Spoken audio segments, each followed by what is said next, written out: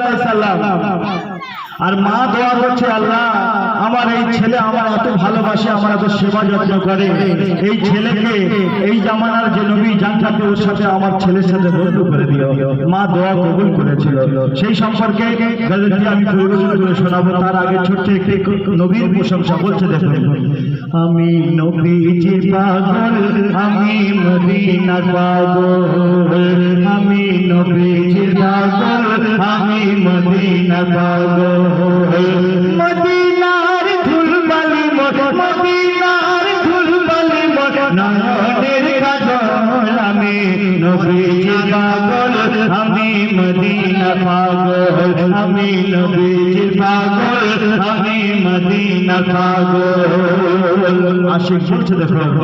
আমার মনে নবী নবী দুই চোখে মদিনার ছবি, আমার মনে নবী নবী দুই চোখে মদিনার ছবি, আমার মনে নবী নবী,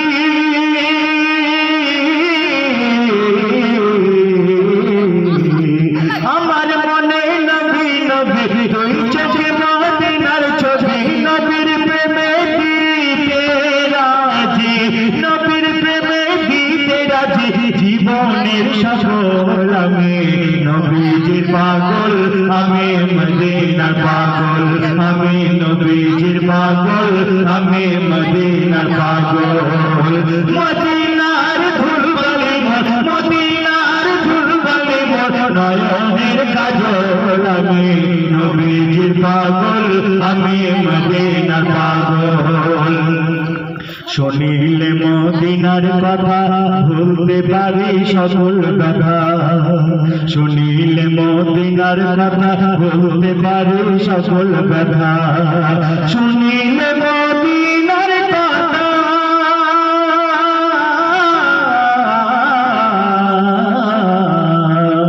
শুনিলে মদিনার কথা ভুলতে পারি সকল কথা, বুকের ভিতর ভেসে ওঠে, বুকের ভিতর ভেসে ওঠে মন আনন্দ ঢোল, আমি নবীজির পাগল, আমি মদিনার পাগল, আমি নবীজির পাগল, আমি মদিনার পাগল।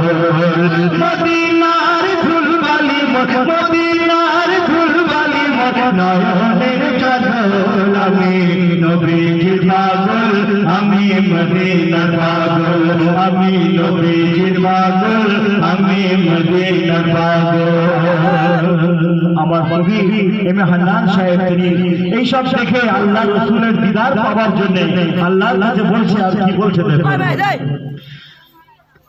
দিদার যদি পাই গো নবী, দিদার যদি পাই, দিদার যদি পাই গো নবী, দিদার যদি পাই, দিদার যদি পাই গো নবী, দিদার যদি পাই, আমি দিদার যদি পাই গো নবী, দিদার যদি পাই, কদম ধরে আদর করে, কদম ধরে আদর করে চুমা দেব ধুতি পাই, দিদার যদি পাই গো নবী, দিদার যদি পাই, দিদার যদি পাই গো নবী, দিদার যদি পাই।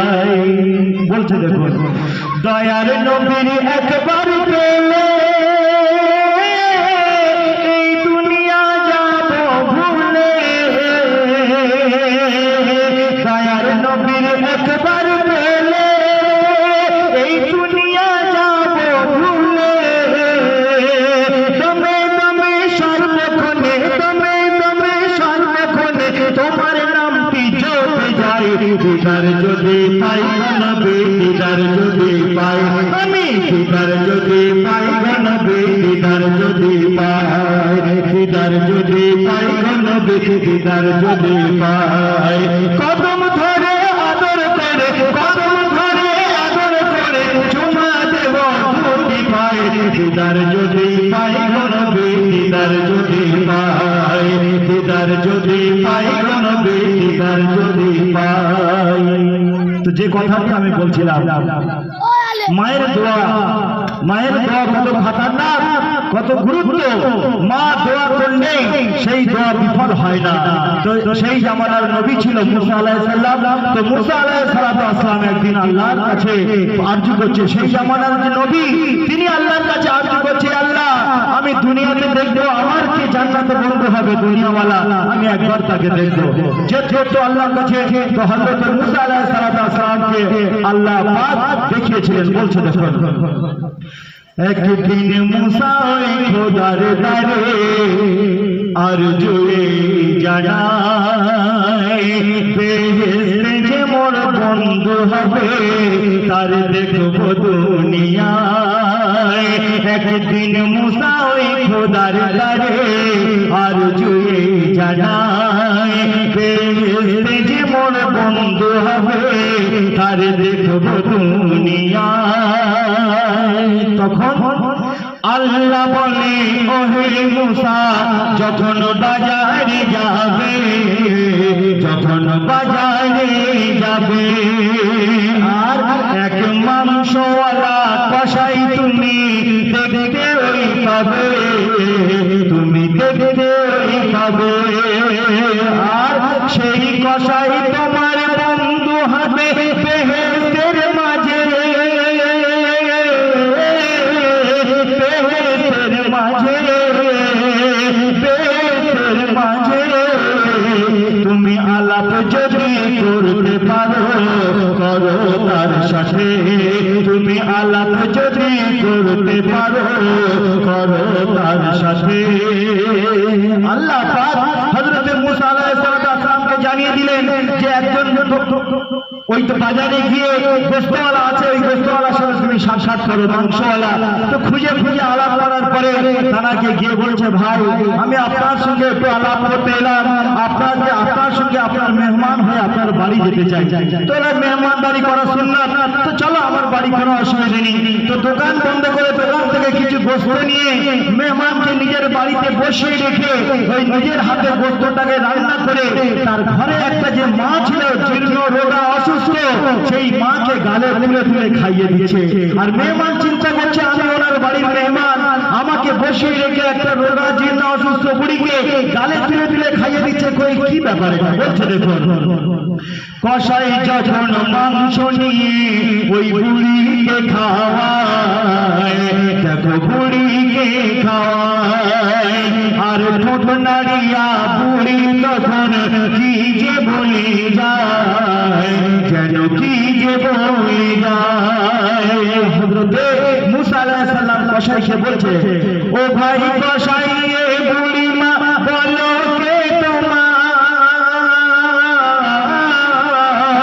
বলো কে তোমার, বলো কে তোমার।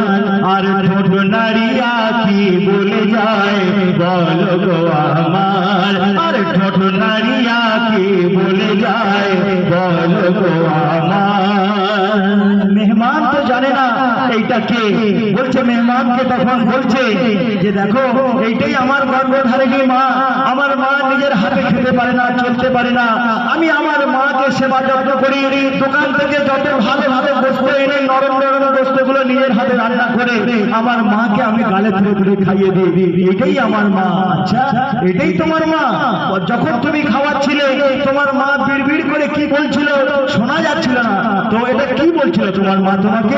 বলছে দেখো, কসাই বলে শোনো গো ও ভাই মেহমান, শোনো ও ভাই মেহমান, ওই পাতলা রোগা অসুস্থ বুড়ি আমার আম্মি জান, শোনো আমার আম্মি জান, রোজ দুবেলা মায়ের আমি নিজ হাতে খাওয়াই, নিজ হাতে খাওয়াই, নিজ হাতে খাওয়াই।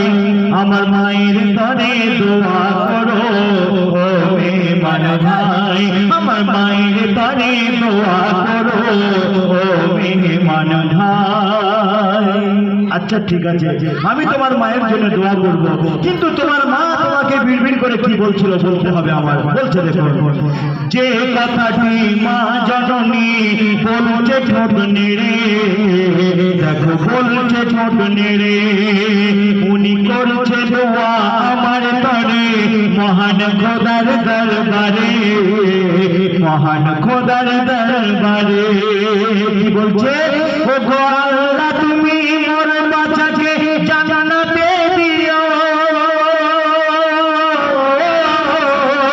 জান্নাতে দিও, জান্নাতে দিও, আর জান্নাতে ওই মুসার সাথে বন্ধু বানিও। মা আল্লাহর কাছে দোয়া করছে, আল্লাহ আমার ছেলেকে জান্নাতে এই জামানার নবীর সঙ্গে বন্ধুত্ব করো। মা দোয়া করছে, আর কি বলছে দেখুন, সেই জামানার নবী ওনার বাড়িতে বসে আছে, কেউ জানে না চেনে না, তাই বলছে দেখুন, মুসা বলে ও ভাই কসাই ধন্যবাদ তোমার, ও ভাই ধন্যবাদ তোমার। কেন? বেশাস তুমি জান্নাত পাবে তোমার মায়ের দোয়ায়, তোমার মায়ের সেবায়, আর বেশাস তোমার বন্ধু হবে জান্নাতে মুসা, জান্নাতে মুসা, জান্নাতে মুসা। আর জেনে রেখো মোর পরিচয় আমি সেই মুসা, আর জেনে রেখো মোর পরিচয় আমি সেই মুসা।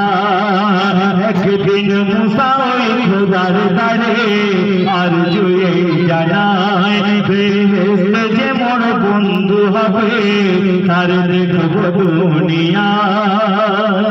শুনলেন সুন্দর কালাম। আজকের যে পবিত্র মজমা ঈদের দিন, এই ঈদের দিনে কত আনন্দের দিন, কিন্তু এই আনন্দের দিনে দেখা যাচ্ছে একটা মাসুম বাচ্চা সেই ঈদগাহ মাঠে দাঁড়িয়ে দাঁড়িয়ে অঝোর নয়নে কান্নাকাটি করছে। কত মানুষ সেই রাস্তা দিয়ে যাচ্ছে, কিন্তু কেউ দেখতে পেল না, কেউ গুরুত্ব দিল না।